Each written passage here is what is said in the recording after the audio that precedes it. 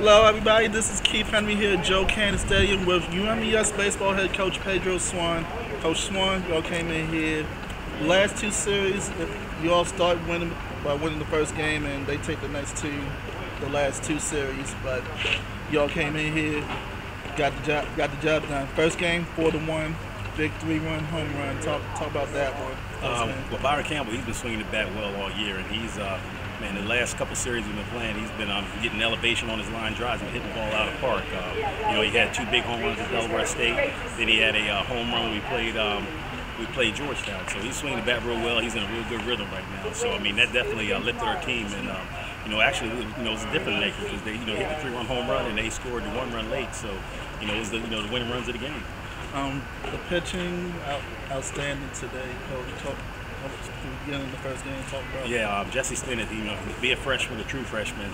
I mean, he's been throwing the ball real well, and it seems like he gets better after every start. I mean, he's working his changeup, keeping him off balance with his curve, spotting his fastball. I mean, he's doing a tremendous job to be a freshman. I mean, you know, he's definitely getting better each outing, and you know, he's a guy that wants the ball every time. He wants it every day. We got to tell him to calm down sometimes because you know you need to save some of that strength for the, you know, later on in the year. But I mean, he's a competitor, and like he likes to come out here and compete.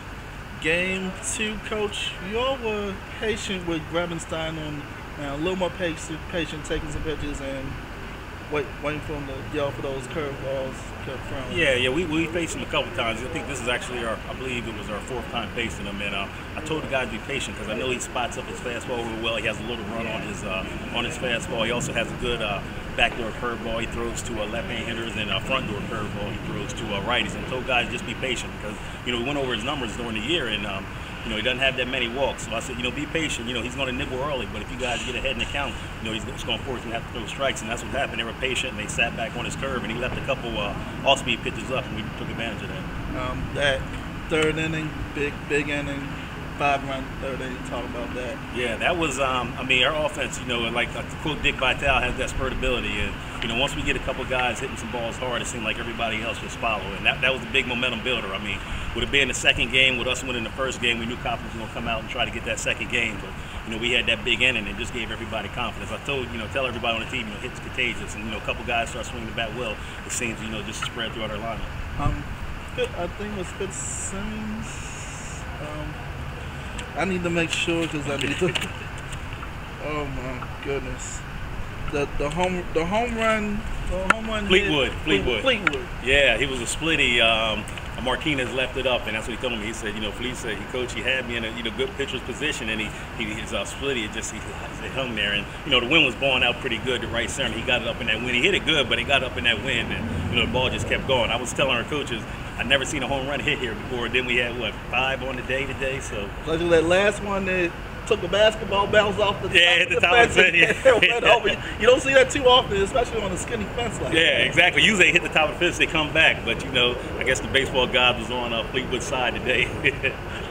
What do you want to do to finish this off possibly tomorrow? Coming here saying how we did today. Coming here, you know, with good attitude. You know, get the bats going early. And the biggest thing for us is when our pitchers, you know, throw strikes and you know we minimize our mistakes on defense. That puts us in a good situation to win. And you know, the second game, even though we made a couple errors, our offense just had an explosion where we had enough runs where those errors didn't hurt us. So our thing is, you know, good pitching and playing defense. And talk about that pitching that second game. Oh, J.P. Black, he was injured earlier in the year after his first start, and each start ever since he's came back 3 weeks ago. I mean, he's been getting stronger every outing.